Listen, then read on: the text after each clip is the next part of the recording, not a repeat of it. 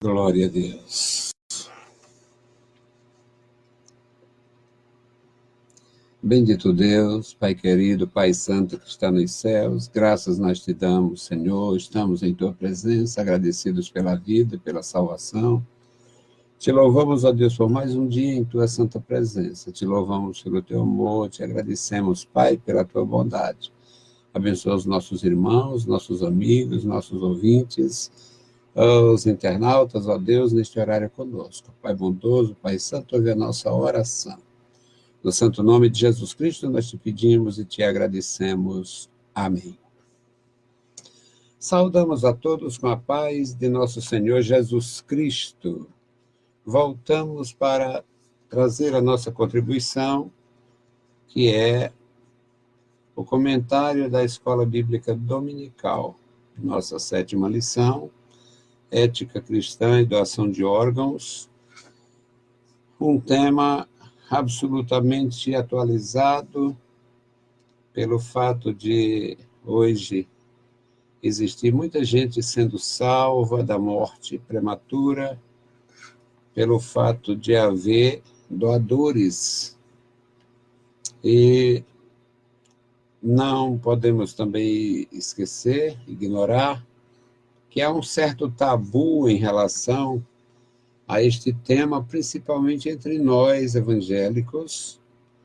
Os evangélicos, de modo geral, têm algum tabu em relação a este tema, a importância deste tema, também porque nós acreditamos, admitimos a importância do corpo e temos um compromisso com nosso Senhor Jesus Cristo. Nosso corpo é importante no sentido de que, como o templo do Espírito Santo, nós oferecemos o nosso corpo ao Senhor, fazendo o seu trabalho, e isto faz com que muitos se negam a participar das campanhas e fazer a doação. Mas nós não vamos ficar no prejuízo total em relação ao tema. Vamos aprender juntos, vamos admitir que é importante. Quem já teve um parente que foi salvo da morte prematura, por causa da instrumentalidade deste serviço, um serviço público de cunho universal, ou seja, todas as pessoas saudáveis podem doar, e a fila é fila única, portanto, ninguém pode direcionar, a não ser uma doação de vivos para vivos, doar um rins, fazer uma doação de medula óssea, uma coisa assim, mas na grande maioria, a pessoa que vai receber está na fila e nós não podemos determinar quem é o beneficiário. Portanto, é um tema que tem o seu peso, a sua carga de preconceito, tem lá o seu peso em termos de ignorância. Nós ignoramos e isto dificulta. Mas nós vamos tentar, de alguma forma, ser útil a nossos irmãos. O textuário diz: conhecemos o amor nisto, que ele deu a sua vida por nós e nós devemos dar a vida pelos irmãos. Primeira Epístola de João 3:16. A verdade prática é um sumário aqui do autor mesmo, diz: a doação de órgãos, bem como a de tecidos humanos, expressa o verdadeiro amor cristão. Ele, como pastor, e nós, como membros da igreja, estudando o assunto, nós vamos ver aqui, com base nesta sua afirmação, amor cristão. Mas não podemos também negar, não podemos ignorar que tem ateus que doam, que tem pessoas de outras religiões que doam, portanto, é um amor humano, um amor altruísta, alguma coisa bem que não está vinculado ao cristianismo em si, a ser cristão. Pessoas não cristãs também são doadoras. A leitura em classe é 1 Coríntios 15, 35 a 45, e diz assim: Mas alguém dirá, como ressuscitarão os mortos? E com que corpo virão? Insensato, o que tu semeias não é vivificado se primeiro não morrer. E quando semeias, não semeias o corpo que há de nascer, mas o simples grão, como de trigo ou de outra qualquer semente. Mas Deus dá-lhe o corpo como quer a cada semente, o seu próprio corpo. Nem toda carne é a mesma carne, mas uma é a carne dos homens, e outra a dos animais, e outra a dos peixes, e outra das aves. E há corpos celestes e corpos terrestres, mas uma é a glória dos celestes, e outra a dos terrestres. Uma é a glória do sol, e outra a glória da lua, e outra a glória das estrelas, porque uma estrela difere em glória de outra estrela. Assim também, a ressurreição dos mortos, semeia-se o corpo em corrupção e ressuscitará em incorrupção. Semeia-se em ignomínia e ressuscitará em glória. Semeia-se em fraqueza e ressuscitará com vigor. Semeia-se o corpo animal e ressuscitará corpo espiritual. Se há corpo animal, há também corpo espiritual. Assim, está também escrito: o primeiro homem, Adão, foi feito em alma vivente, o último Adão em espírito vivificante. Bendito Deus, Pai querido, Pai santo, nós lemos a Tua palavra. Fala conosco, fala comigo, fala com os meus irmãos, nos dá, Senhor, graça e entendimento para expor a Tua palavra. Abençoa os professores e alunos na Escola Bíblica Dominical e todos aqueles, Pai, que dedicam tempo e espaço, que dedicam também a sua vida ao estudo, à pesquisa, para ajudar o Teu povo, Senhor, na formação e no crescimento. Amado Pai, ouve a nossa oração. Nós oramos, nós agradecemos no santo nome de Jesus. Amém. Meus amados irmãos, ninguém melhor do que o apóstolo Paulo, apóstolo de Jesus Cristo, para fazer a exposição que foi feita aqui.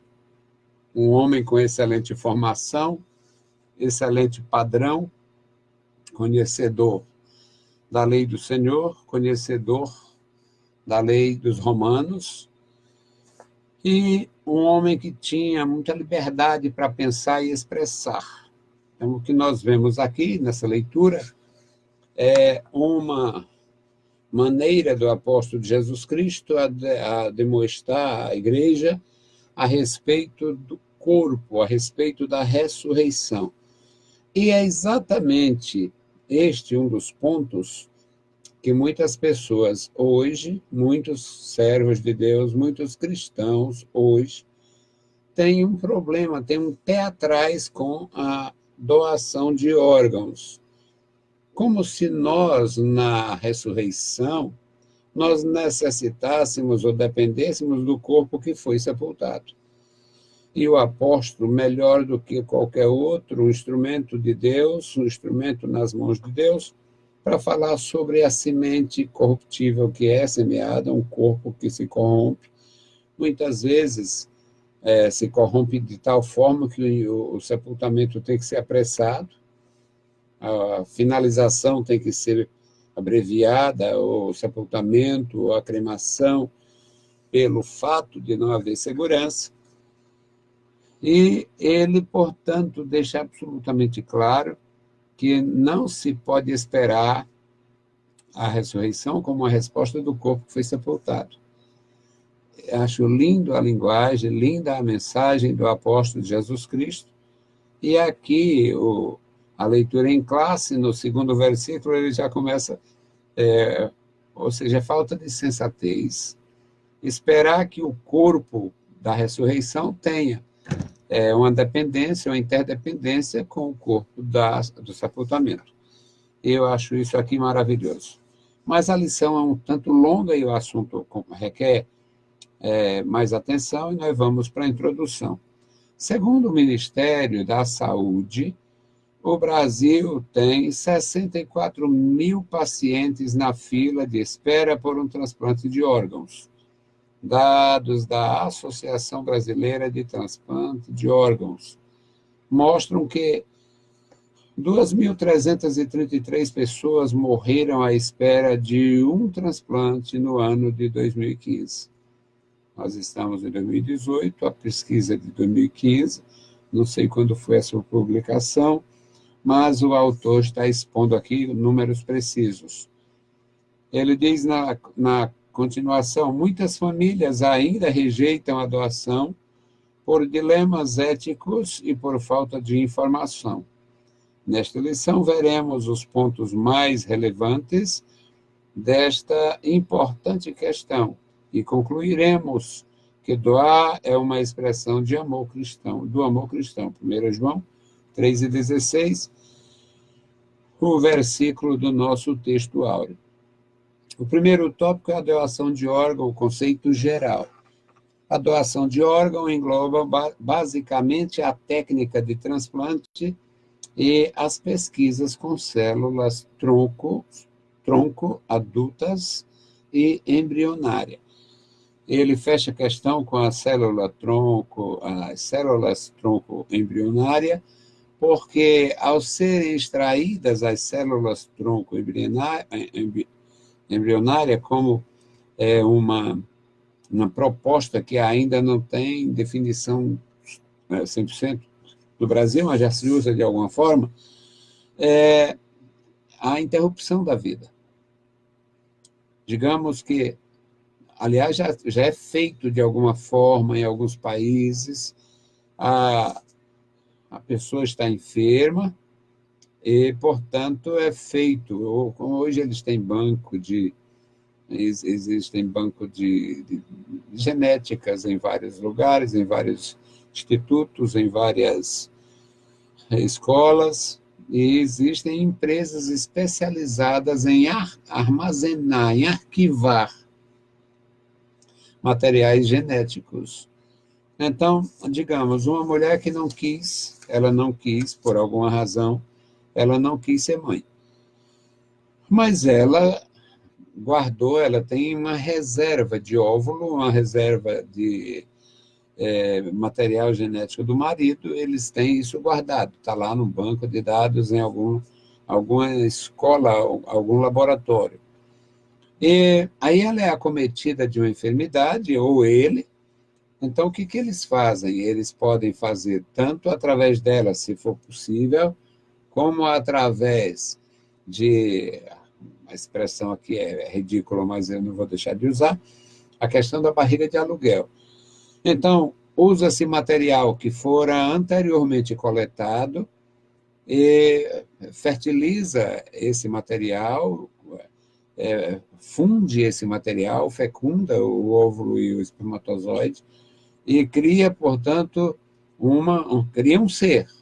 Mas não é com a finalidade de vê-lo nascer e crescer, e sim com a finalidade de retirar células embrionárias para usar no tratamento, geralmente contra câncer ou alguma outra doença degenerativa.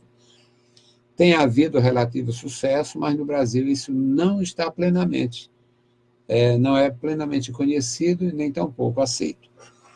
Depende de muita legislação, depende de muita coisa que ainda não passou. A questão do país ter uma forte religião, uma forte religiosidade e alguns tabus. Então, aqui é a questão da célula-tronco. A definição de transplante. O transplante é um procedimento cirúrgico que consiste na remoção de um órgão enfermo do corpo humano para ser substituído por outro saudável. Em muitos casos, o transplante é a única alternativa da medicina para a cura do paciente ou de pacientes com determinadas doenças terminais. Não existe regras. E a Bíblia Sagrada, ela não se antecipou nisto. Pelo contrário, ela não expõe este tema. Tem coisas que a Bíblia expõe muito claramente, e isso faz, em muitos casos, a gente vê que existe uma regra ou uma previsão de que aquilo ali seria ideal, mas neste caso não tem. Apesar de eu, como pesquisador, eu encontro coisas que eu assemelho, eu correlaciono, mas também não sou seguido nisto não, e alguns amigos me chamam até de herege. No livro de Ezequiel, nos capítulos 11, também no capítulo 36, o Senhor fala de mudar o coração, mas é no sentido espiritual. Mudar o coração do seu povo, mudar o coração. Agora, a linguagem é utilizada dizendo que é tirar o coração de pedra e colocar um coração de carne. É forçoso, isso é forçoso, e eu reconheço, mas o transplante é exatamente a retirada de um coração que esteja necrosado, que tenha sofrido determinadas lesões através de infartos ou outras doenças coronárias, e ele é substituído por um coração saudável. Isto, no sentido que o Ezequiel fala, é espiritual, e no sentido da prática de hoje é literal. Mas eu posso relacionar uma coisa com a outra, e tem gente que faz muita questão de não fazer isso, mas eu não tenho problemas mais sérios. Eu não faço afirmar que o profeta estava falando de transplantes da medicina, que surgiria no futuro. Ele estava falando ali de um transplante espiritual, Deus operando, fazendo uma mudança que começava na mente das pessoas, por uma decisão daqueles adoradores, eles teriam mais consagração, mais dedicação, e isto equivaleria a um transplante de hoje. Mas o sentido da palavra usado por Ezequiel é espiritual. Nós encontramos em Gálatas o apóstolo Paulo, numa referência ao amor, à dedicação, à consagração da igreja da Galácia. Os Gálatas, eles foram tão importantes na vida do apóstolo, e eles tiveram tanta receptividade com o apóstolo, mesmo num período de enfermidade, e tudo leva a crer que o apóstolo, o problema dele era na visão. Aqui entra, eu sou confrontado com crentes demais, não crentes demais no outro sentido, mas aqueles que acham, parece que são demais. E alguns chegam alguém já disse isso para mim: olha, Jesus tinha curado, Ananias foi enviado e curou Saulo da cegueira e tal, por que ele estava doente? Acontece que o Saulo, que caiu e cegou, e foi miraculosamente restaurada a sua visão, quando ele está na velhice, com 60 e tantos ou 70 e tantos, é que ele tem um problema gravíssimo de visão, certamente, e ele deixa isso transparecer de duas formas em Gálatas. No capítulo 4, ele diz que aquela gente, aqueles discípulos, aqueles servos do Senhor na Galácia, tiveram tanta receptividade com ele, foram tão dedicados a ele, foram tão prontos, que, se possível for, arrancaria os olhos para doá-los. Ele diz, se fosse possível, vocês teriam arrancado os próprios olhos para mim.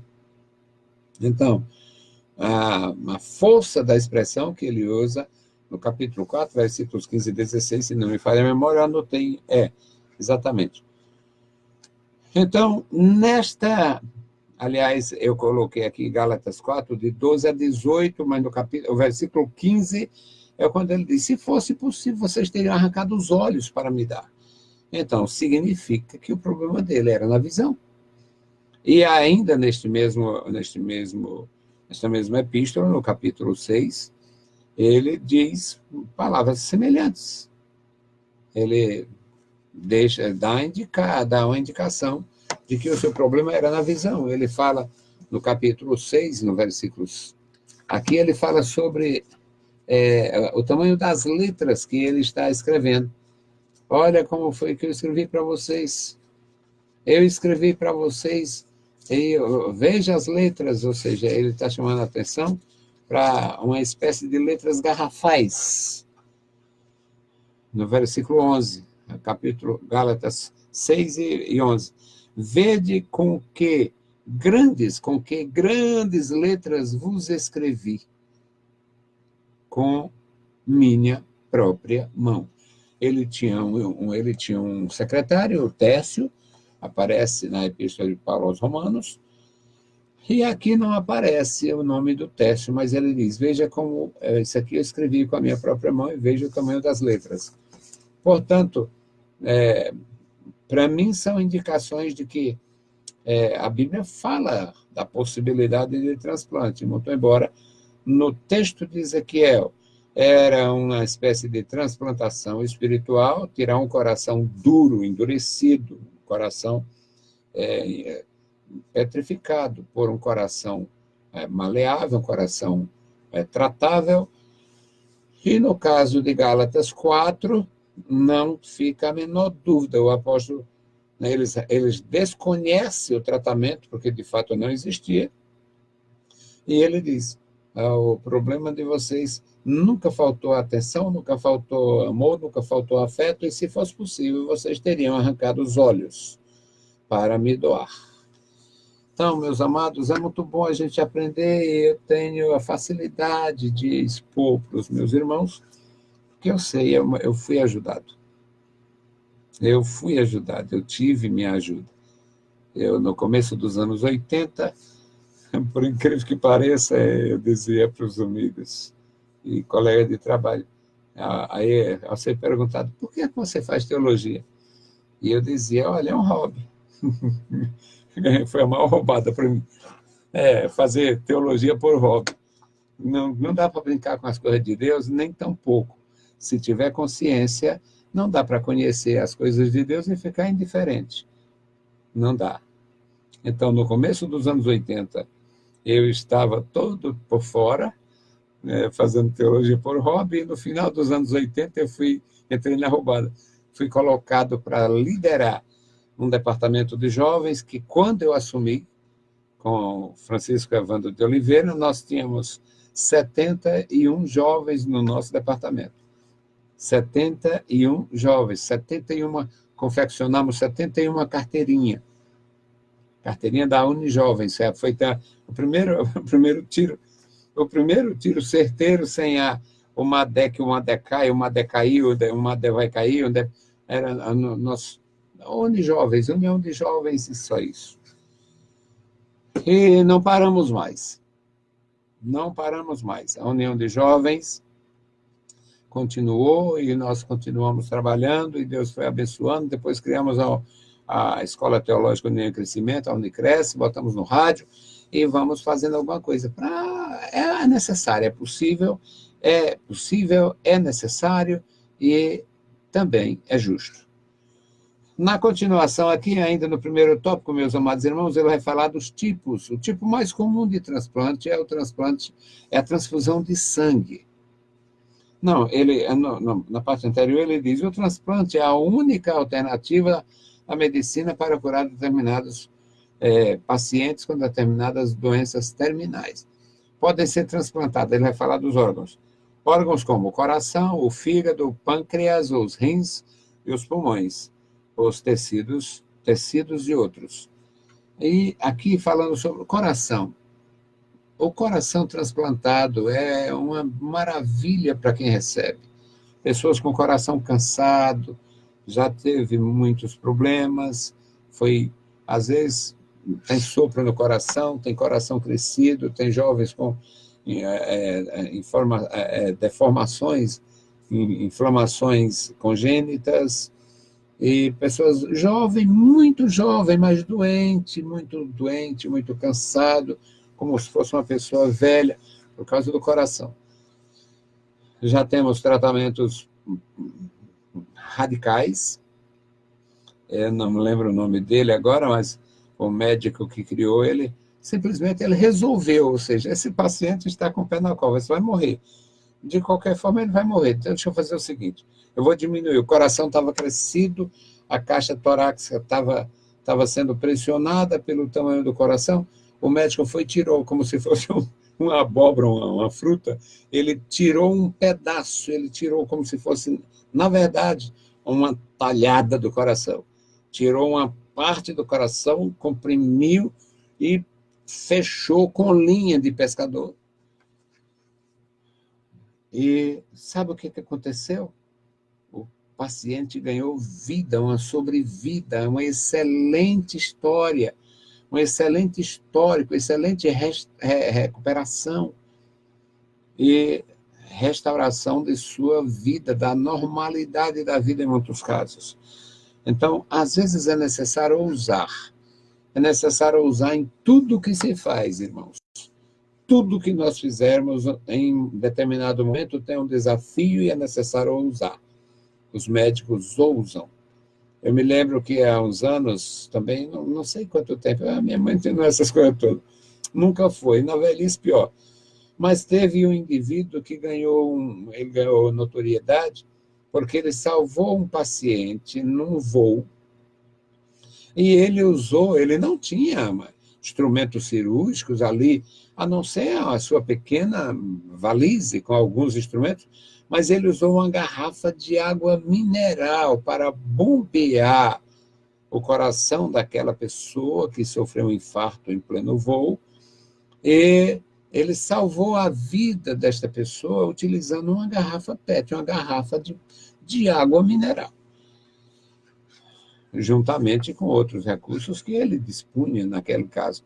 Mas o que deu notoriedade, ele se tornou uma pessoa extremamente comentada, não sei, nas redes sociais, na época eu não usava, mas foi exatamente a habilidade, aquela criatividade. Vou usar isso, vou usar. Se usar, pode ter algum resultado. Se não usar, o sujeito morre irremediavelmente. Então, é sempre bom usar. Agora é que ele vai falar, o fígado, o pâncreas. Por exemplo, o pâncreas. A doação do pâncreas, o transplante do pâncreas é de fundamental importância também, porque o cliente, ou melhor, o paciente, cliente é clínicas particulares, o paciente que ele não produz insulina, ele tem um problema no pâncreas, ele sofre de pancreatite aguda e coisas parecidas, então o resultado, ele não produz a insulina, e muitas vezes ele sofre muito com isto, às vezes não tem resposta nos produtos farmacêuticos, e ele sofre muito. Então, um transplante deste órgão é maravilha para o paciente. Ele fala também sobre outro tipo de transplante aqui, que é dos pulmões. O sujeito sofreu lesões, ele teve com câncer pulmonar, ele sofreu durante alguns anos, ele teve repetidas pneumonias, e a pneumonia, ela lesiona os pulmões, e diferentemente do fígado, que se recupera com uma certa rapidez, e um pedaço, uma parte de fígado pode ser suficiente para a realização de um transplante, o pulmão não. Os pulmões, ao serem lesionados, eles perdem a esponjosidade dele e, portanto, o paciente está condenado a morrer ou viver algum tempo sem qualidade de vida. Todos esses transplantes são de fundamental importância para quem é portador de tais doenças. Agora ele vai falar da transfusão de sangue. O tipo mais comum de transplante, que eu até ignorava isso, é a transfusão de sangue. Existe também o transplante de células-tronco, que são encontrados principalmente na medula óssea, na placenta e no cordão umbilical.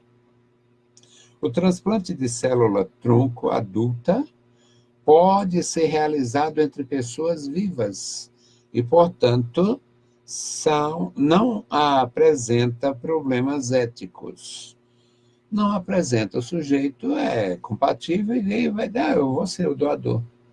Então, não apresenta problema ético e é só uma questão de vontade e de vivo para vivo. Ele vai falar sobre também outra coisa aqui. Como a Bíblia ensina que a vida tem início na fecundação, Jeremias 1:5, a ética cristã desaprova o uso de células-tronco embrionárias, pois este procedimento interrompe a vida do embrião. A utilização da célula-tronco embrionária, ela leva à extinção daquela vida. Então, aqui se torna um problema ético para nós cristãos, para nós crentes em Jesus. O segundo item do primeiro tópico é o conceito de doação na Bíblia. O ensino registrado nas Escrituras assevera que mais bem-aventurada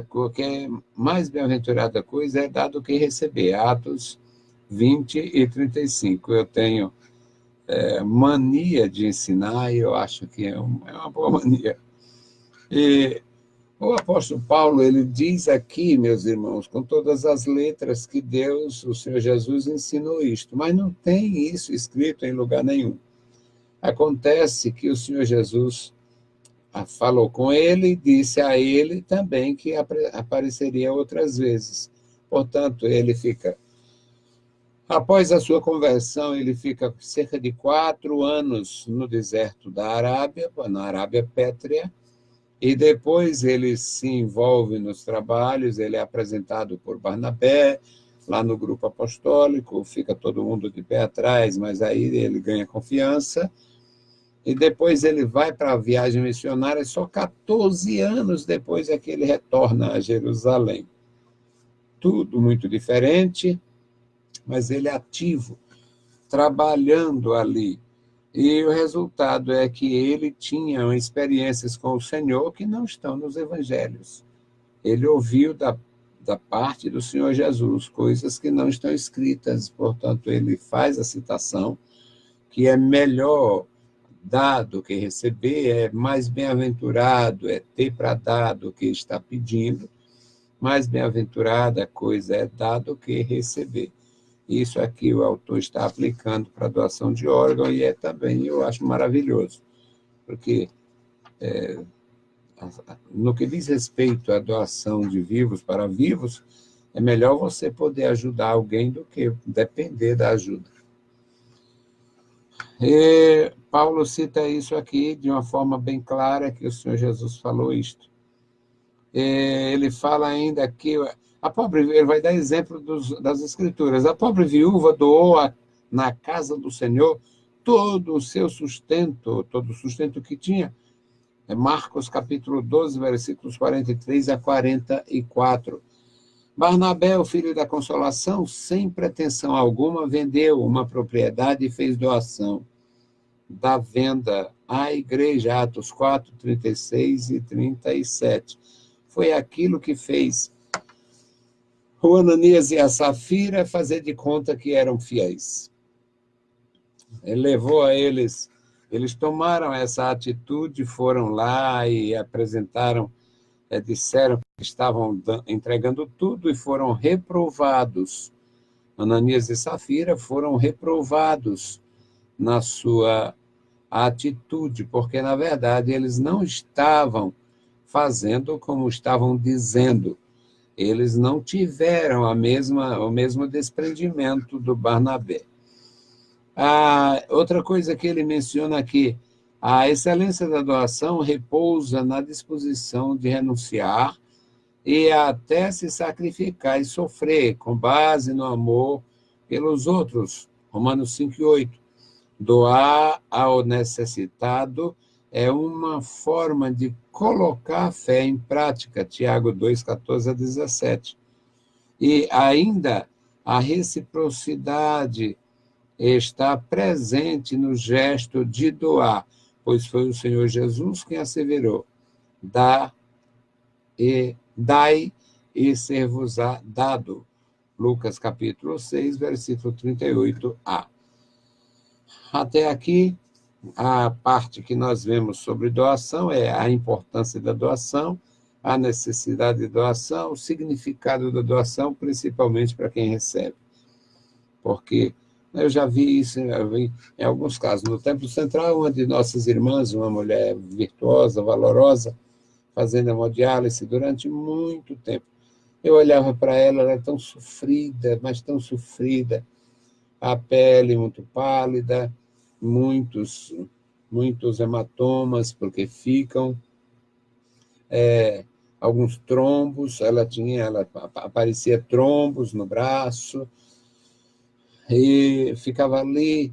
Ela sofreu muito. O marido, muito paciente, ela também, sofreram aquilo ali com muita qualidade. Um casal extraordinário. E apareceu, e ela estava na fila de transplante, e foi feito. Hoje ela vive muito bem.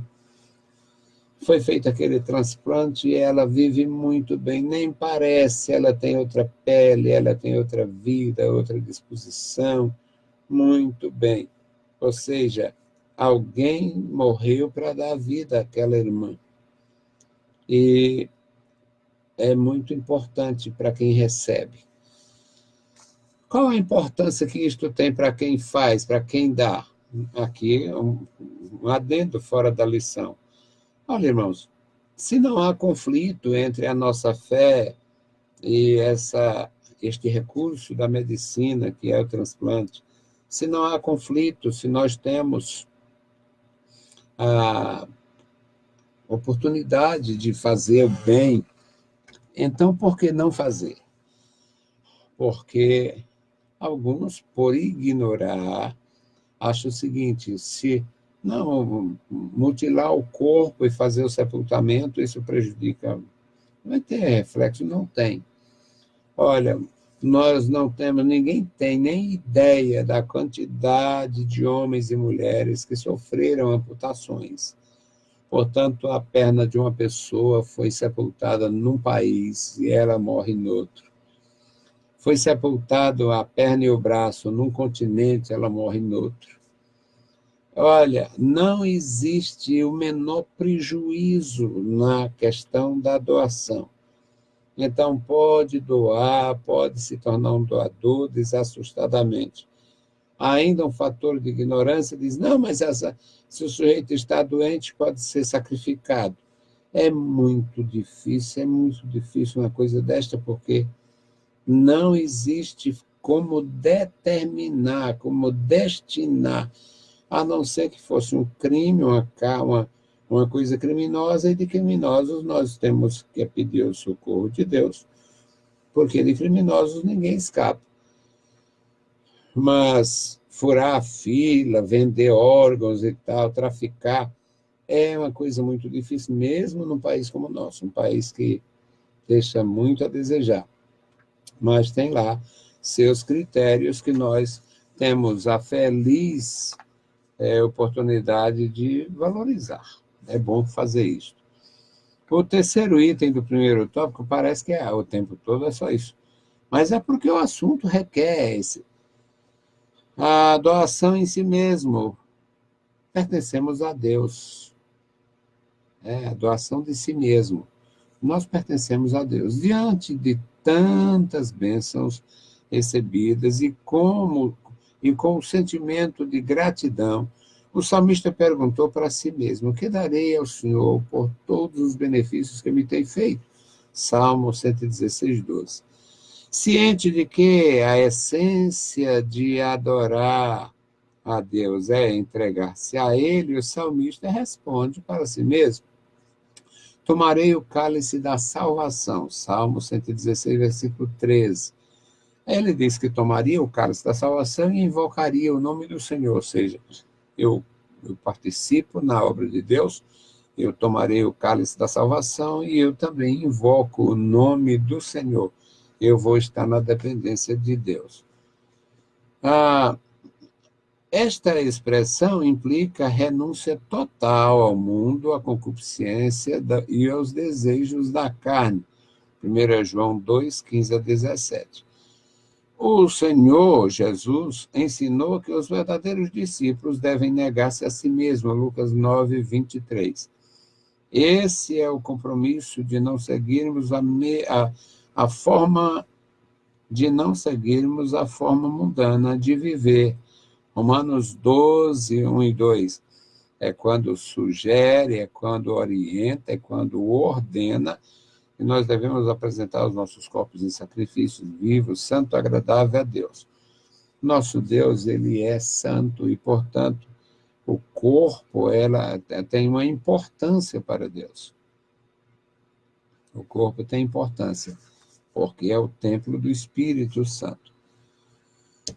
Mas, como servos obedientes em priorizar o reino de Deus, Mateus 6,33, aquele ensinamento santo de Jesus, que nós às vezes simulamos, até simulamos. Eu tenho uma meditação, eu fico meditando às vezes, parece, apesar de tudo, nós parece que nos especializamos em dar desculpas ou mentir mesmo.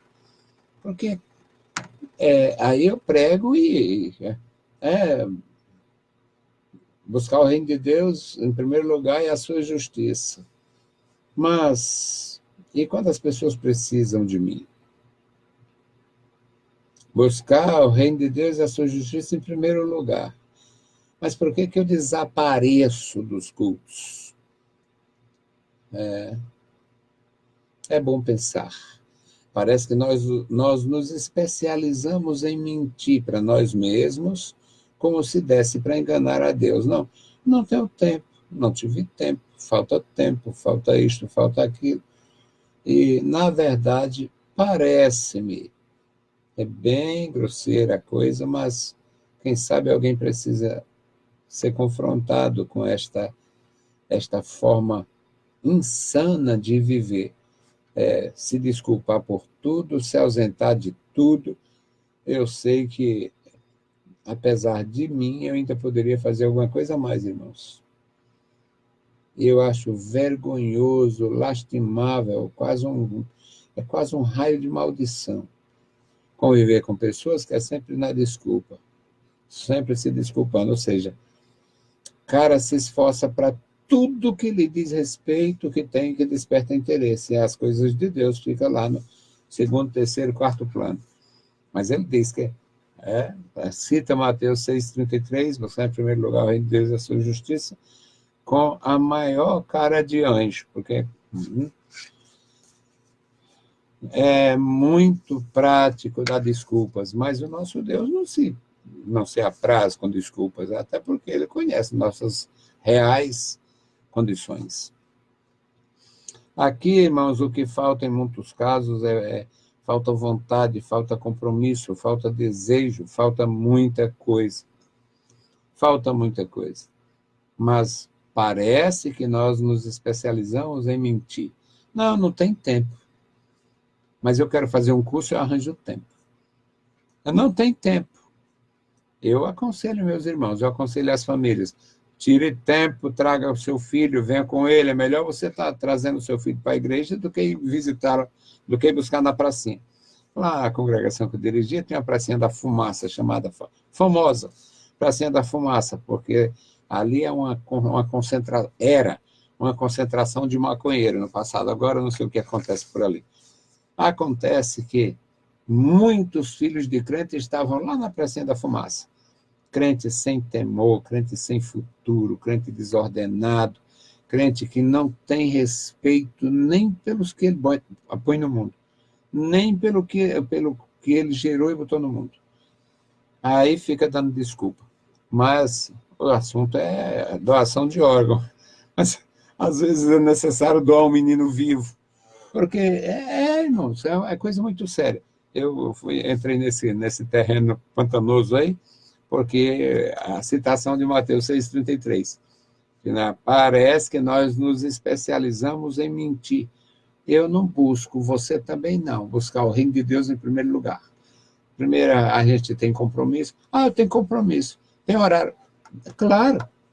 Tem horário na escola, tem horário na empresa, tem horário na clínica, lá com o doutor, tem horário no dentista, tem horário de tudo que eu quiser. A igreja aqui não tem horário, é do jeito que o diabo faz. Do jeito que o diabo gosta, do jeito...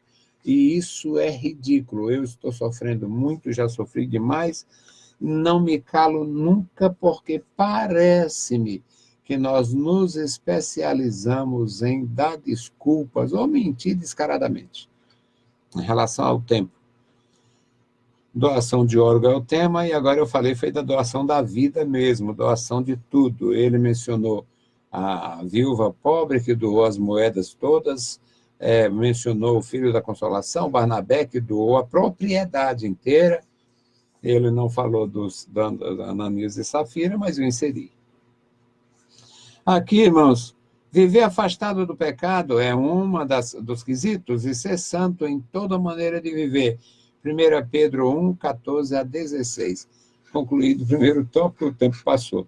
Mas nós vamos aqui, de qualquer forma, eu acredito, irmão, ser uma contribuição em relação a esse tema tão especial, que é a doação de órgãos. É importante, vou fazer uma nova carteira e colocar doador universal. Aí alguém vai e diz, aí você baixa o hospital, vou matar você para atender. Não existe isto. Não existe isto. Não tem isto, nem no Brasil. O segundo tópico aqui é exemplos de doação na Bíblia. A palavra de Deus contém registro de ações altruístas carregadas de amor, zelo e dedicação para com o outro. Exemplos dignos de ser observados pelos cristãos. O exemplo dos Gálatas. Agora ele vai falar de uma coisa que eu já falei em parte. A igreja na Galácia foi fundada por Paulo quando este empreendeu sua primeira viagem missionária, entre 47 e 48 da era cristã. Na ocasião, o apóstolo sofria de uma enfermidade não especificada na Bíblia. Ele não diz, eu estava míope. Ninguém sabia o que era miopia. Eu estava aqui, eu tinha... não existia a nomenclatura, os nomes das enfermidades. O colírio conhecido lá na Ásia era um colírio em pó. Imagina você botar colírio nos olhos e ficar... Parecia que brincando carnaval nos dias de hoje. Mas era colírio em pó. Eu não sei como era feito. Não sei mesmo, não, mas era. Segundo os historiadores, colírio em pó. Aí, o apóstolo, ele menciona o problema, mas as indicações é que o seu problema era na visão. Ele diz que não era especificado, e não é mesmo especificado. Olha, eu estava doente, eu estava com a vista curta, a linguagem nordestina. Eu estava com a vista curta, porque o sujeito tem a vista curta ou o braço curto. Mas aí o problema, deixa eu ver, né? Vai ler, o problema é braço curto. Então, o resultado, aqui a doença não era identificada, mas há indícios de que era visão. 2 Coríntios 12, 7. Ele descreve que orou a Deus 3 vezes para ser curado, mas o Senhor lhe respondeu, a minha graça te basta, porque o meu poder se aperfeiçoa na fraqueza, 2 Coríntios 12, 9. Ao evangelizar a região da Galácia, Paulo deixou indícios de ter sentido os efeitos da doença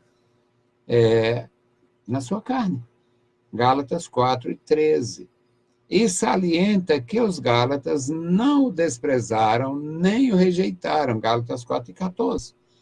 Conjectura-se, por meio desta passagem, que a enfermidade de Paulo era nos olhos, ou que a doença lhe afetava a visão. Gálatas 6:11.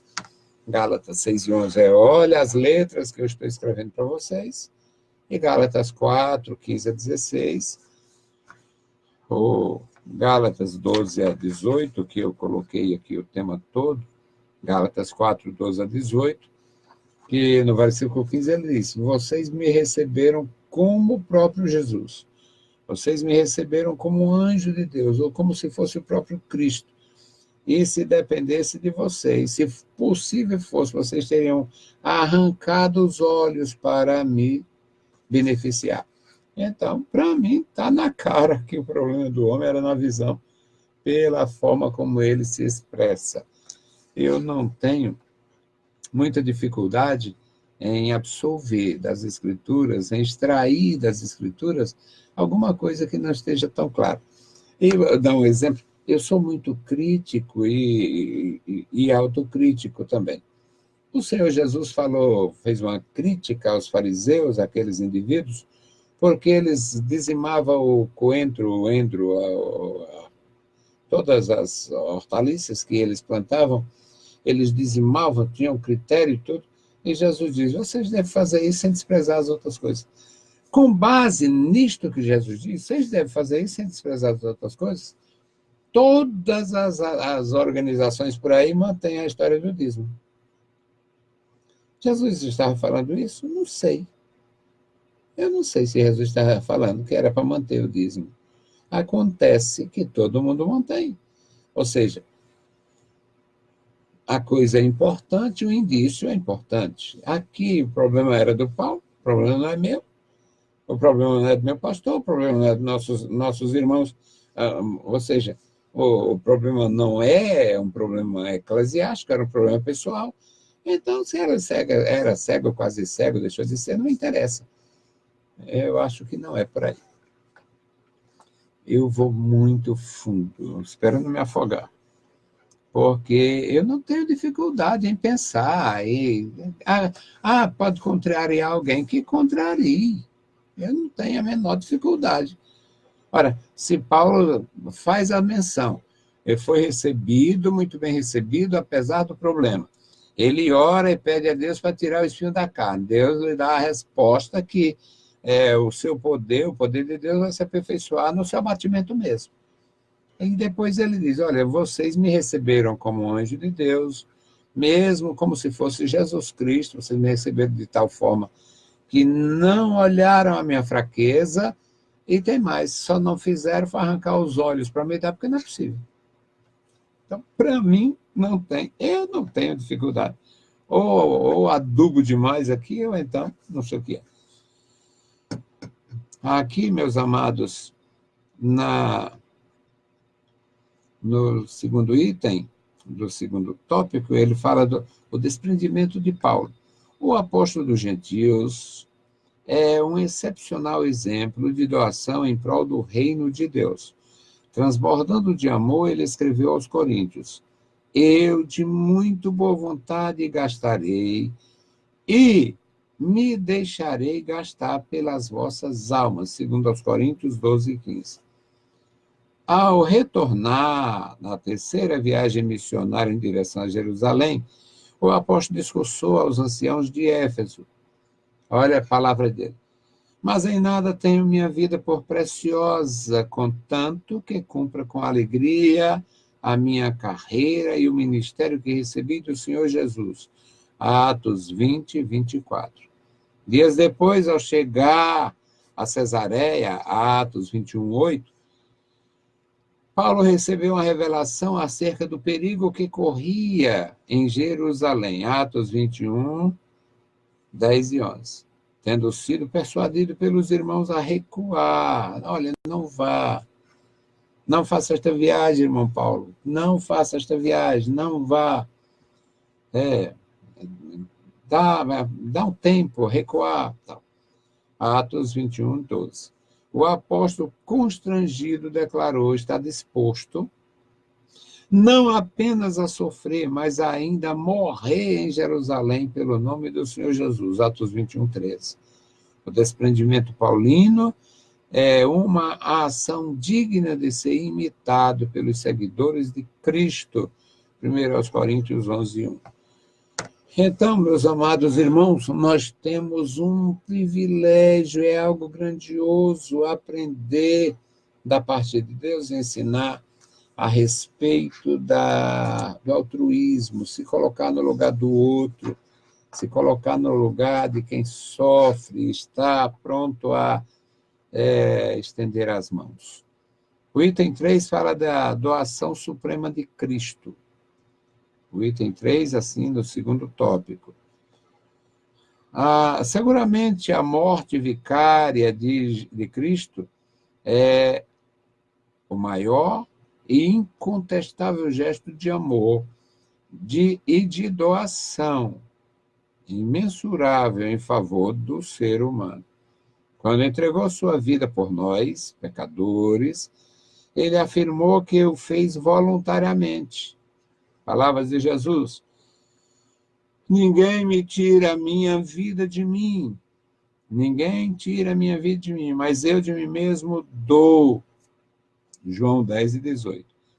As Escrituras afirmam que essa doação estava fundamentada exclusivamente no amor, uma vez que Deus prova o seu amor para conosco, em que Cristo morreu por nós, sendo nós ainda pecadores, Romanos 5 e 8.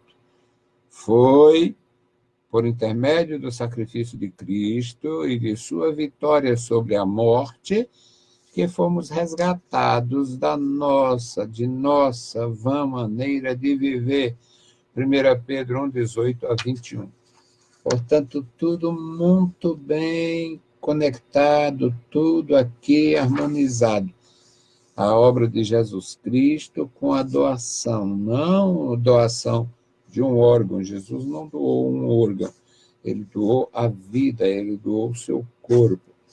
Quando nós comemoramos a ceia do Senhor, nós lemos que o Senhor, na noite em que foi traído, tomou o pão e disse: esse é o meu corpo que é partido por vós. Ele doou, não um órgão, ele não doou um órgão interno, ele não doou o seu sangue simplesmente, ele realmente doou sua vida. Não foi um transplante, não foi eu, num tratamento pesado que fiz, na cirurgia exploratória há muitos anos, foi necessário, foi pedido sangue, e eu tinha uma pessoa muito especial da congregação, e ele foi levado pela minha esposa para doar, e depois disse: meu sangue está aí, viu? Anda direito, você está com meu sangue aí. Um menino de ouro que tinha lá na nossa congregação. Na verdade, eu tenho esta sorte, irmãos. Eu tenho esta sorte. A Igreja de Jesus Cristo me trata muito bem. E eu sou muito feliz com os meus irmãos. Eu tenho pouquíssimos problemas, e quando eu sei que tem problemas, eu evito que ele seja alimentado. Então, pessoa complicada, pessoa problemática, eu evito visitar, evito ouvir conversa. Se for um mentiroso, aquele mentiroso profissional, aí eu escuto tudo e silencio tudo, eu escuto com atenção, mas eu não abro o bico nem por 1 milhão, porque a pessoa que já tem uma fama, já criou problemas, não faz. E, portanto, a igreja, para mim, é um ambiente extraordinariamente bom. Eu me sinto muito bem, tranquilo, feliz na Igreja de Jesus, e tenho muitos amigos. Só tenho amigos. Eu só tenho amigos. Eu não tenho inimigos. Só tenho amigos. Tem uns que são indiferentes mesmo, mas pessoas que são indiferentes com seus pais, indiferentes uns com os outros, pessoas que é natural, é de quem convive. Mas eu sou tão feliz, eu tenho tanta sorte, que em cada congregação eu encontro realmente o corpo de Jesus Cristo. O terceiro tópico, meus amados, é doar órgão é um ato de amor. Ele vai insistir, ele é um doador, ele é muito voltado para esse tema. Aqui, o genuíno e excelso sentimento de amor constrange o cristão para ser doador de órgãos e de tecidos humanos. Tecidos humanos é doar pele, doar... Hoje em dia é feito o tratamento nas unidades de queimado da unidade. São tratamentos com pele, tratamentos com células da medula óssea, é chamado tratamento da medula, ou doação. Também existe a questão da doação de córneas. São muitos tipos de doações. E ele diz que é um ato de amor. E é mesmo. Há uns 2 anos, 3 anos, um americano sofreu um acidente gravíssimo, mas ele perdeu a face e houve um transplante de face. E depois a pessoa que autorizou o transplante foi conhecer o dono daquele rosto. É claro que um transplante de face é terrível, é coisa terrível. O sujeito não ficou, não estava normal, mas existia, dava para ver a face, dava para alguém mirar, alguém olhar sem problemas mais sérios. Ele tinha perdido tudo da face. Então, são milagres da medicina que precisam, de alguma forma, da autorização de um familiar. O princípio da empatia e da solidariedade. Empatia pode ser definida como a capacidade de sentir o que outra pessoa sente, o que outra pessoa está sentindo. Ou seja, a disposição de colocar-se no lugar da outra, no lugar do outro. Ser solidário implica apoiar e ajudar alguém num momento difícil. A falecida esposa do ex-presidente Fernando Henrique Cardoso, Dona Ruth Cardoso, uma brilhante mulher, ela criou o Bolsa Escola, que foi reformulado e recebeu o nome de Bolsa Família, e tem sido realmente de grande ajuda na nossa sociedade. Dona Ruth, foi quem criou Dona Ruth, em parceria com Dona Zilda, irmã de Dom Paulo Evaristo Arnes, arcebispo de São Paulo. À época, elas criaram o Bolsa Escola. E eu me lembro da Dona Ruth dando entrevista e falando, olha, era uma questão de solidariedade. Mas ela queria, de alguma forma, impedir o que no Brasil é terrível, que é a fraude. E ela disse, naquela entrevista, ela disse que queria uma forma de fazer o recurso chegar lá na pessoa. E essa forma era a pessoa tendo um cartão para utilizar, e não depender de repasse de prefeito, disso ou daquilo. Na verdade, Dona Ruth foi importante, criou, eu vi a solidariedade aqui, me lembrei dela.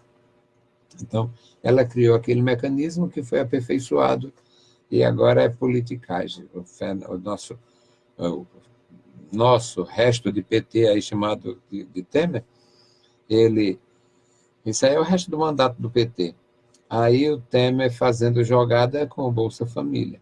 No dia do trabalho, de 1º de maio, se dava aumento para trabalhador, e agora eles metem a mão no bolso do trabalhador, ou seja, tira do trabalhador para dar quem não trabalha.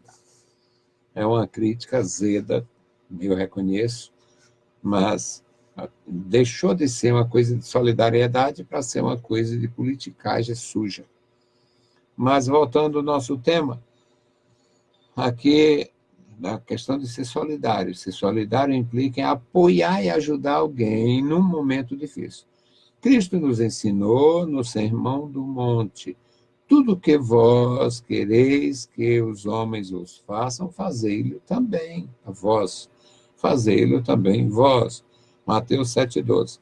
Quando o ser humano entende o altruísmo do auxílio mútuo, os argumentos contraditórios ou contrários à doação de órgãos perdem o sentido e a razão. Se colocar no lugar do outro, eu tenho a necessidade de um transplante, estou na fila esperando e tal. Aí surgiria a solução se houvesse autorização para doar, para doar os órgãos daquela pessoa que deu a entrada lá no hospital que eu estou. Acontece que a família ignora ou a família não aceita, ou ignora a importância, ou não foi contatada, ou não aceita a doação. Aí pega aquela pessoa que faleceu e sepulta com todos os órgãos.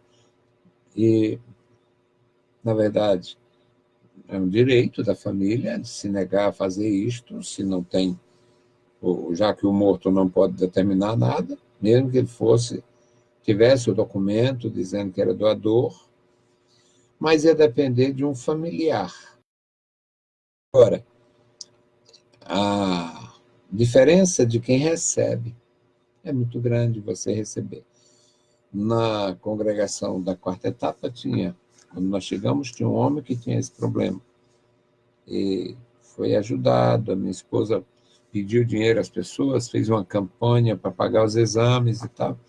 Depois eles saíram da nossa congregação, não sei o resultado, mas o transplante foi feito e ele já estava muito bem quando nós vimos pela última vez. Aqui, meus amados, quando o ser humano entende a importância de se colocar no lugar do outro, então os argumentos contrários caem por terra.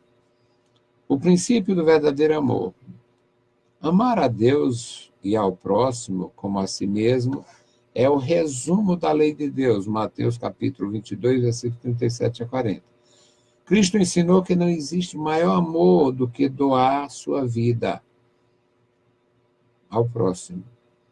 Evangelho de João, capítulo 15, versículo 13. Jesus diz: ninguém tem maior amor do que este. O Salvador não doou apenas um ou outro órgão para salvar nossas vidas. Ele se entregou por inteiro, se entregou a vida por inteiro, como para que não fôssemos condenados à morte eterna. João nos recorda esse ato e nos exorta a fazer o mesmo. Conhecemos o amor nisto que ele deu sua vida por nós, e nós devemos dar a vida pelos irmãos. Aqui é outra coisa, parece que a gente se especializou em mentir e dissimular. Quem é que dá a vida por ninguém? Eu queria pelo menos respeito. Eu me satisfaço, pelo menos com respeito, pelo menos com reconhecimento. Ele é velho, feio, chato, é meio, sei lá, solto demais para o meu gosto, mas ele tem perseverança, ele permanece, ele tem coerência, ele não tem inimizade, ele não nutre inimizade, ele não faz. Eu tenho a minha felicidade. Eu fiquei 16 anos na terceira etapa do Conjunto Será, uma congregação que eu vi os menininhos casando, os menininhos que eu encontrei, que eu botava na perna, hoje estão homens e mulheres, aqueles menininhos, aquelas menininhas, aquelas crianças, e eu me sinto muito tranquilo, porque eu vou na casa deles, eu vou onde eles estão. Ainda sábado estava na inauguração da casa de um deles, comida à vontade, um abraço e beijo, maravilha. Aí eles vêm na minha casa, ainda hoje teve uma parte aqui, e eu me sinto muito bem. Ainda bem que tem aquela congregação no meu histórico, porque foram 16 anos, e com 16 anos, acho que dá, até dos pais tem muitos que dá vontade de ir embora. Então, 16 anos e ficou uma coisa bem interessante, um amor bem sólido com a imensa maioria. Portanto, meus irmãos, o amor é algo profundo e nós devemos dar a vida pelos irmãos. Eu diria, eu me satisfaço com respeito, com atenção, e tenho, não reclamo. E eu não tenho de que reclamar. A Igreja do Senhor Jesus, para mim, ela é realmente uma noiva imaculada, sem ruga, sem mácula, sem coisa semelhante, e os meus irmãos comigo são extraordinariamente dignos. Aqui, na conclusão, o comentário do nosso escritor diz: portanto, doar órgãos para salvar outras vidas é um sublime ato de amor. Conclusão: doação de órgãos em vida ou depois de morto é um elevado gesto de amor. Esta ação em nada contraria os preceitos éticos ou bíblicos, exceto no caso de células tronco-embrionárias. Porém, ninguém deve ser forçado a praticar a prática de tão nobre gesto. O ser humano não pode ser coisificado. Não pode ser coisificado, tratado como coisa. O ser humano não pode ser tratado como objeto. Os nossos órgãos, eles continuam tendo importância vital até depois de morto. Portanto, não podemos coisificar as pessoas. A família tem a palavra final sobre doar. Até de doador, no documento está lá, doador universal. Mas é necessária a autorização do pai, da mãe, da viúva, do viúvo, do filho, da filha, de alguém. É necessário fazer isto. O ser humano não pode ser coisificado e nem a sua vontade pode ser desrespeitada. Doador e receptor expressam a imagem e semelhança de Deus. Gênesis 1, 26. Então, respeito pela imagem e semelhança de Deus, respeito pelo outro, e se alguém puder fazer alguma coisa, faça. No lugar de enterrar os órgãos do seu familiar, autorize a doação, salve vidas. Tem uma questão que eu não poderia deixar de falar, mesmo aqui no final. Aí eu sou crente, inclusive já comentei isso, eu sou crente em Jesus Cristo, eu sou ministro do Evangelho, eu prego o Evangelho, eu ensino. Aí, digamos que eu seja um doador, morri e autorizaram, aí vão tirar o meu coração, se ainda prestar para alguma coisa, vão tirar o meu coração e botar no ateu. Não é o problema, o meu coração não é crente, não, crente sou eu. O coração é um órgão que não vai interferir em nada, nem na minha salvação, nem na perdição daquele. Portanto, até nisto, eu nunca bebi, ou seja, bebi muito pouco, até a adolescência. Eu não tinha o hábito de beber e tal. Aí, sou doador, faleci, a família autorizou, tiraram os pulmões e botaram lá numa pessoa que tem problema por causa do cigarro. Ele foi câncer pulmonar por causa do cigarro. E também por causa da bebida. Eu nunca bebi, nunca fumei, ou seja, fiz isso muito pouco, muito limitado. Aí sou doador universal, o meu fígado vai ser utilizado em alguém que pegou o fígado dele e jogou no lixo, todo dia botando 1 litro de cachaça em cima. Ou seja, não há implicações éticas quanto a isto. Os órgãos aproveitáveis de um servo de Deus dedicado e consagrado podem salvar a vida de pessoas que não têm a relação com Deus, e isso não seria prejuízo nenhum. Não tem dificuldade nenhuma, não é aético e não é de todo desprovido de valor, porque a vida vale muito mais do que conceitos. Deus abençoe meus amados irmãos, Deus abençoe cada um, Deus nos ajude a entender e a praticar o Evangelho e deixar de mentir. Estou buscando, em primeiro lugar, o reino de Deus e a sua justiça, mas eu passo 15 dias sem ir à igreja porque não tem tempo. É um mentiroso nato, profissional. Eu estou buscando o reino de Deus e a sua justiça, mas eu tenho os meninos, eu tenho o bordado, eu tenho a faculdade, eu tenho a academia. A academia são 3 vezes por semana, a igreja 1 vez por semana ainda tem. Deixa de ir para a igreja para o aniversário do parente, ou de um parente, de quem quer que seja. Resultado, estou mentindo, profissional de mentira. Eu não estou buscando o reino de Deus e a sua justiça em primeiro lugar. Porque para a academia eu vou 3 vezes por semana. Não é o meu caso, eu estou só dando um exemplo. O sujeito vai segunda, quarta e sexta para a academia, mas para a igreja, se der no domingo eu vou. Então, paremos, deixemos de mentir, de nos enganar nós mesmos. Deus abençoe. Deus abençoe a cada um. A paz do Senhor para todos. Mas vamos concluir com oração, já que essa palavra parece ser tão dura, apesar de eu dizer assim, rindo, brincando, mas é coisa muito séria. Está mentindo. Quem mais escuta mentira na igreja é o próprio pastor. Muita desculpa, mas vai ver se eles não defendem os seus interesses e valores. Bendito Deus, Pai Santo, Pai querido, Senhor da glória, estamos em Tua augusta presença. Pedimos a Tua direção e proteção, suplicamos pelos nossos irmãos, pelos alunos, pelos professores, todos os Teus servos que fazem a escola bíblica dominical. Abençoa e guarda, Senhor, cada um. Em nome de Jesus Cristo, Pai, nós Te pedimos e Te agradecemos. Amém. Saudamos a todos com a paz de nosso Senhor Jesus Cristo. Deus os abençoe, leiam a Bíblia Sagrada. E, se for possível, voltaremos na próxima sexta-feira com mais uma contribuição EBD na web. Deus os abençoe, leiam a Bíblia Sagrada e a graça de nosso Salvador repouse sobre vós. Amém.